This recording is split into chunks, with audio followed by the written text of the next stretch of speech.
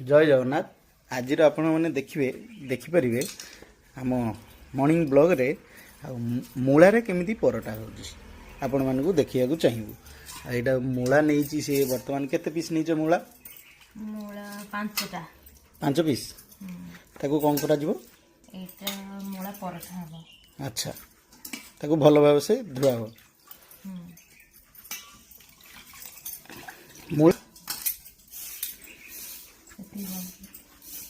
तो चुपा छड़ा हो ना ना छड़ेले हो पारे न छड़ेले भल लागिबोनी से माटी रे होची ना। अच्छा आपण मैंने देखि पारथिबे आ गोटे पीस रहला हमर चुपा छड़ीबार आज ब्लॉग रे आपण मैंने मूला परटा केमिति बनइबे आपण मैंने जदि शिखिया को थिबो शिखि जिवे। मूलाटी को आपण मैंने ये करिवे ग्रेट करिवे माने छोट साइज रे ग्रेट करिवे आ बड़ साइज करिवे नहीं पूरा जोटा गुंड बाहर से करिवे ताले जेमती अट्टा रे ताकू दळिला बेले जेमती समान आसीबो मिक्स हेई परिबो। ए मूला रे माने बहुत अधा ता देह रे पानी थाए तो आमे बेसी पानी दे माने ता देह रे रहिले माने परोठाटा भल से बनै हबनी। ए 5टा मूला रे एते गुडा गिनाई पानी बाहरला तो आमे अट्टा पकेइबा धीरे अट्टा पकेइ सरले जेतेले पानी आवश्यक पड़िबो एई पानी ही पड़िबो। अट्टा पकेइ दउची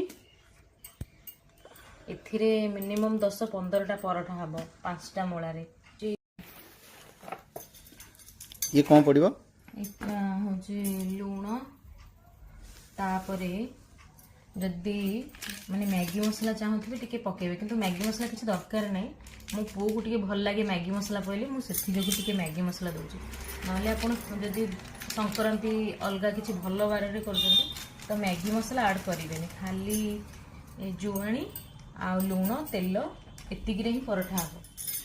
तो मु टिके मैगी मसला दउची मो पु को भारी भल लागे आ टिके एबे तेल पडिला 2-3 चम्मच तेल तो क्रंची हवा पाई तेलटा पड़ला माने आवश्यक पड़ला तो मु सेई मूला पानी जो चिपुड़ी की रखी थी पुणी टिके मु ताकू देली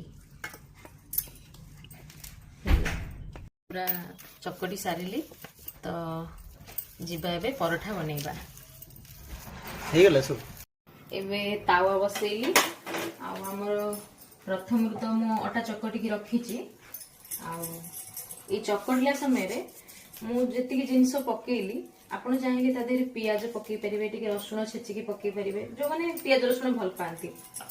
एबे मु बनौछि